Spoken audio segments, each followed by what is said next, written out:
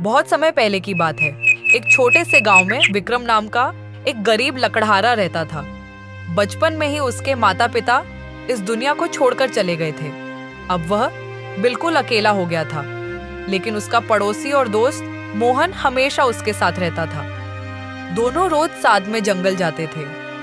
सुबह से शाम तक लकड़ी काटना और उन्हें बाजार में बेचना, यही उनकी जिंदगी थी।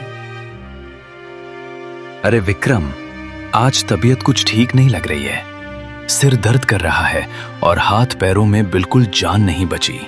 तो क्या हुआ? थोड़ी देर आराम कर ले, बाद में लकड़ी काट लेना।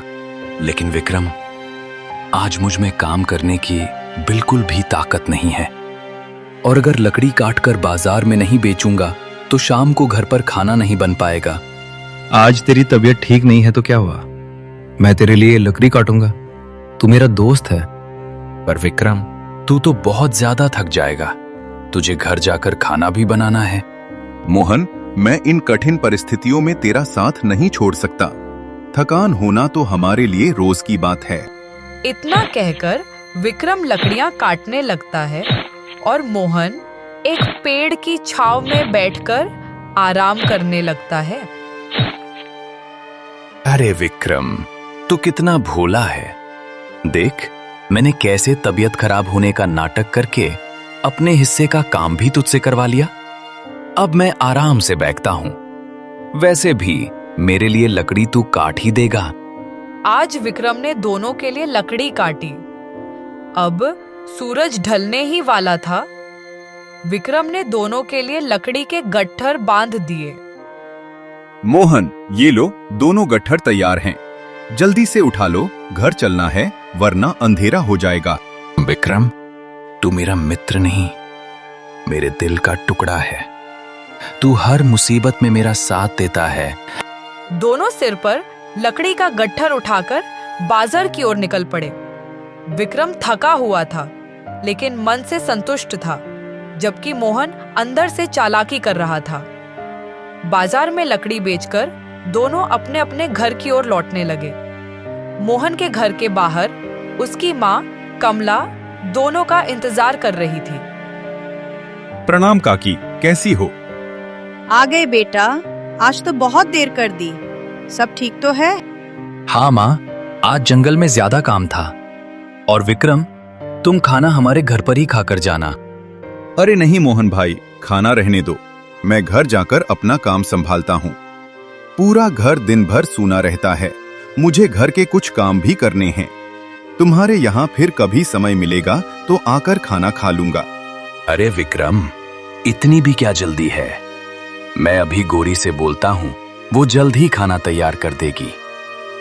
और अगर खाना नहीं भी खाओ तो कम से कम पानी तो पीकर जाना। ठीक है मोहन, तुम पानी लेकर आओ। तब तक काकी और मैं यहीं बैठते हैं। इतना कहकर मोहन पानी लेने चला जाता है।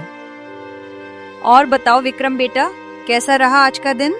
अरे काकी, क्या बताऊं, आज तो किस्मत अच्छी थी, इसलिए लकड़ियां जल्दी बिक गईं। ये सब छोड़िए, आप बताइए, आप कैसी हो? मैं तो ठीक हूँ बेटा, लेकिन मुझे तुम्हारी चिंता होती है। कब तक ऐसे जंगल में मेहनत करता रहेगा? तेरे पास खुद के खेत हैं, उनमें खेती क्यों नहीं कर लेता?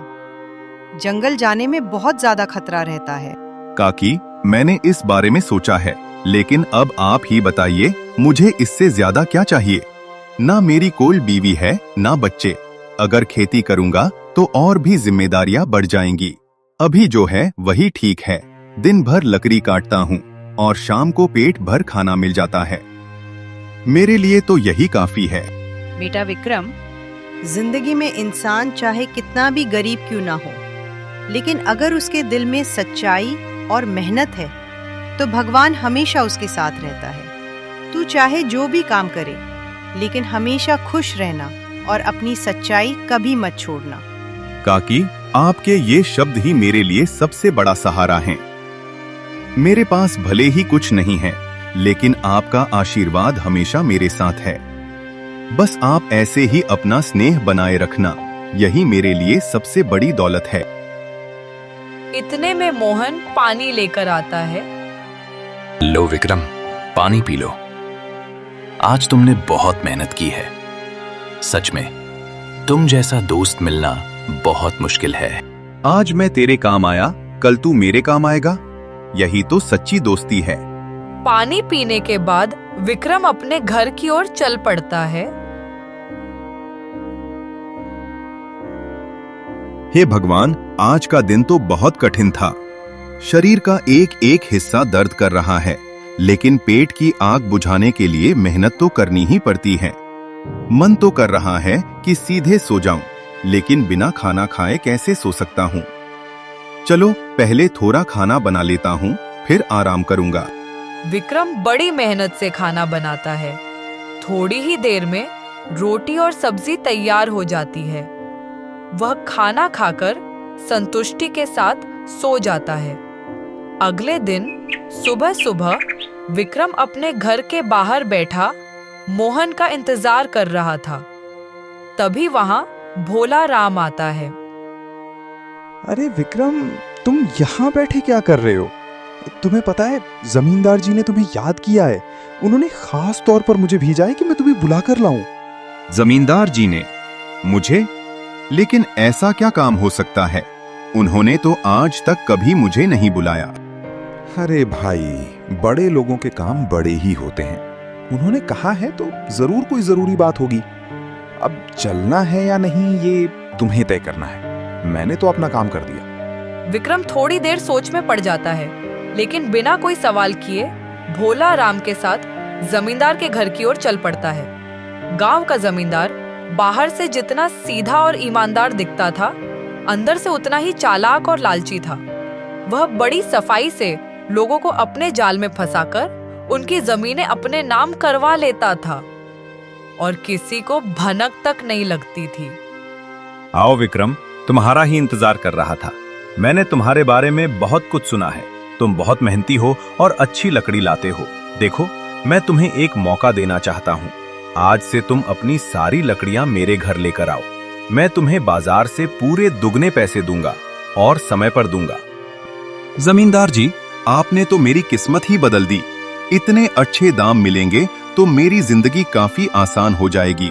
मैं वादा करता हूँ कि आज से रोज आपके घर ही लकड़ी लेकर आऊंगा और पूरी ईमानदारी से काम करूंगा। बस उसी दिन से विक्रम हर सुबह अपनी कुल्हाड़ी लेकर जंगल चला जाता। दिन भर खड़ी मेहनत करता, लकड़ियां काटता और शाम होते ही उन्हें जमींदार की हवेली पर पहुंचाता।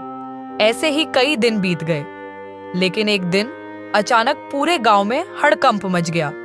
खबर फैल गई कि जमींदार की पत्नी के कीमती सोने के गहने चोरी हो गए हैं। इस गंभीर मामले को लेकर गांव के चौपाल पर पंचायत बुलाई गई। पूरे गांव के लोग वहां इकट्ठा हो गए। मुखिया जी, कल रात मेरे घर से मेरी पत्नी के कीमती गहने चोरी हो गए हैं और मुझे पूरा शक है कि ये काम विक्रम ने किया है। वो रोज शाम को मेरे घर लकड़ी देने आता है, घर के अंदर तक जाता है। ऐसे में उसके अलावा और कौन हो सकता है? जमींदार जी, केवल शक के आधार पर किसी को दोषी नहीं ठहराया जा सकता। गांव की पंचायत हमेशा सच्चाई के आधार पर ही फैसला करती है। पहले पूरी सच्चाई सामने आएगी, उसके बाद ही कोई निर्णय लिया जाएगा। विक्रम, तुम क्या कहना चाहते हो? मुखिया जी, मैं निर्दोष हूँ। मैंने रोज की तरह कल भी लकड़ियां दी और फिर अपने घर लौट आया। मुझे जमींदार जी की पत्नी के गहनों के बारे में कुछ भी नहीं पता। मैं एक गरीब इंसान जरूर हूँ, लेकिन चोर नहीं हूँ। मैं अपनी मेहनत से कमाता हूँ, ईमानदारी से जीता हूँ। मुखिया जी, मुझे जिस पर शक था, मैंने उसका नाम आपके सामने रख दिया है। अब आगे क्या करना है, ये पंचायत तय करेगी। सच्चाई तक पहुंचने के लिए हमें पूरी जांच करनी होगी। सबसे पहले विक्रम के घर की तलाशी ली जाएगी। अगर वहां कुछ नहीं मिला तो विक्रम निर्दोष साबित होगा, लेकिन अगर गहने उसके घर से मिले तो उसे कड़ी से कड़ी सजा दी जाएगी। मुखिया जी के आदेश पर 2 लोग विक्रम के साथ उसके घर की ओर निकल पड़े। चौपाल पर बैठे सभी लोग चिंता और संदेह में एक दूसरे का चेहरा देख रहे थे। कुछ समय बाद वे लोग वापस लौटे।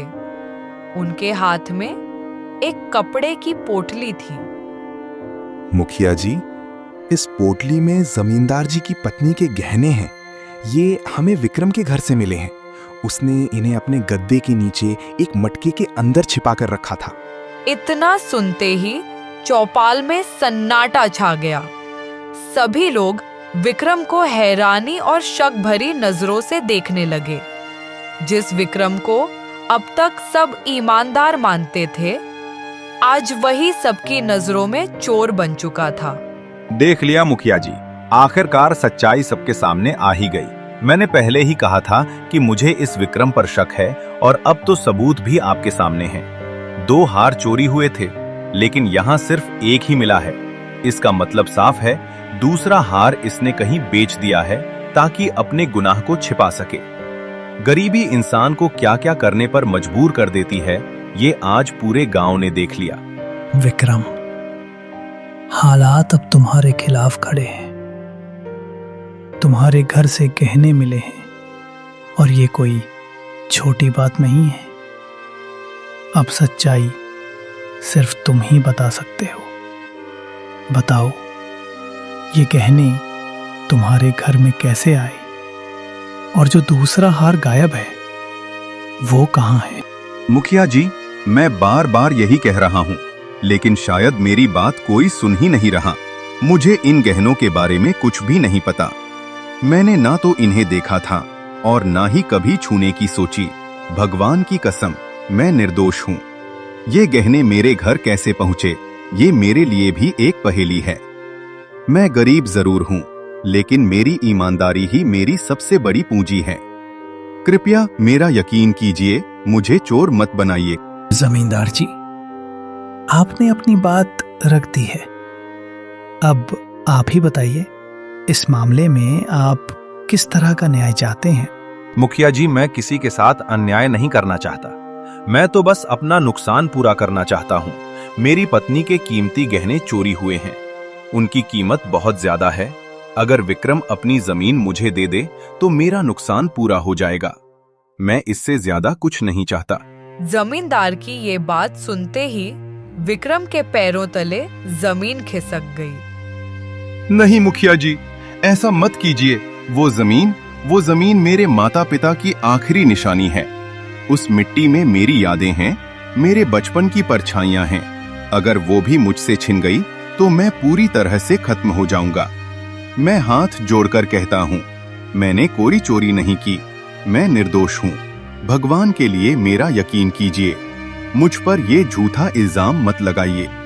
विक्रम, पंचायत भावनाओं से नहीं, सबूतों से चलती है, और इस समय सबूत तुम्हारे खिलाफ है।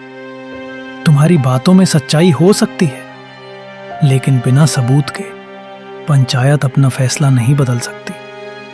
इसलिए पंचायत ये निर्णय सुनाती है कि आज से तुम्हारी जमीन जमींदार जी के नाम की जाती है। बस एक ही पल में सब कुछ बदल गया। विक्रम की दुनिया, जो अब तक किसी तरह टिकी हुई थी, वो पूरी तरह बिखर गई। उसकी जमीन चली गई, उसका सम्मान छिन गया, और सबसे बड़ी बात, लोगों का उस पर से विश्वास उठ गया। पंचायत खत्म होते ही लोग धीरे धीरे वहां से जाने लगे, लेकिन विक्रम वहीं खड़ा रहा, टूटा हुआ, अकेला और बेबस। दूसरी तरफ जमींदार के चेहरे पर जीत की खुशी साफ दिखाई दे रही थी। उसकी चालाकी रंग ला चुकी थी। वह मुस्कुराते हुए अपने घर की ओर बढ़ा। घर के अंदर उसकी पत्नी शारदा बेसब्री से उसका इंतजार कर रही थी। जमींदार अपने घर पहुंचा, लेकिन उसे क्या पता था कि उसकी चालाकी का एक ऐसा गवाह भी था जिसने पूरी सच्चाई अपनी आंखों से देखी थी, और वही गवाह जल्द ही विक्रम की किस्मत बदलने वाला था। भाग 1 समाप्त। क्या विक्रम अपनी बेगुनाही साबित कर पाएगा? जानिए अगले भाग में।